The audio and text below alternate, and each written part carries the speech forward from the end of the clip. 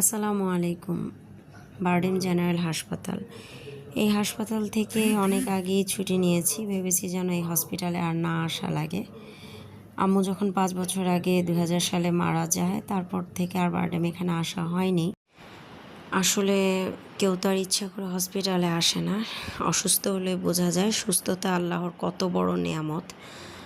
আর ডায়াবেটিক্সটা রোগের মধ্যে মনে হয় সবচেয়ে খারাপ রোগ, যেটা মানুষকে কুরে কুরে শেষ করে ফেলে। তো পাপাকে বারডেমে ভর্তি করেছে পাপার চোখের অপারেশনের জন্য, কিন্তু ডায়াবেটিক্স বেশির জন্য এখন তার অপারেশন করবে না। আগে ডায়াবেটিক্স কমাবে, তারপরে অপারেশন করবে।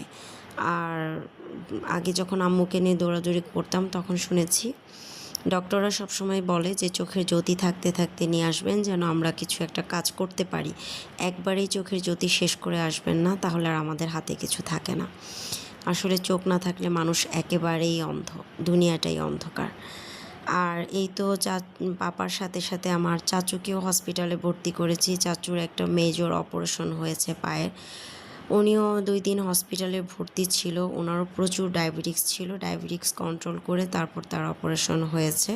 তো আলহামদুলিল্লাহ ওনার অপারেশন সাকসেসফুল। এখন পাপাটাও ডায়াবেটিক্স কন্ট্রোলে আসলে তারপর অপারেশন করবে।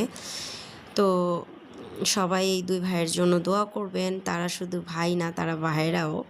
তো সব গেস্টরাই, যারা আত্মীয় স্বজন আছে, সবাই দেখা গেছে 2 ভাইকে একসাথে দেখার জন্য আসছে। একজন 8 তলায়, একজন 9 তলায় ভর্তি।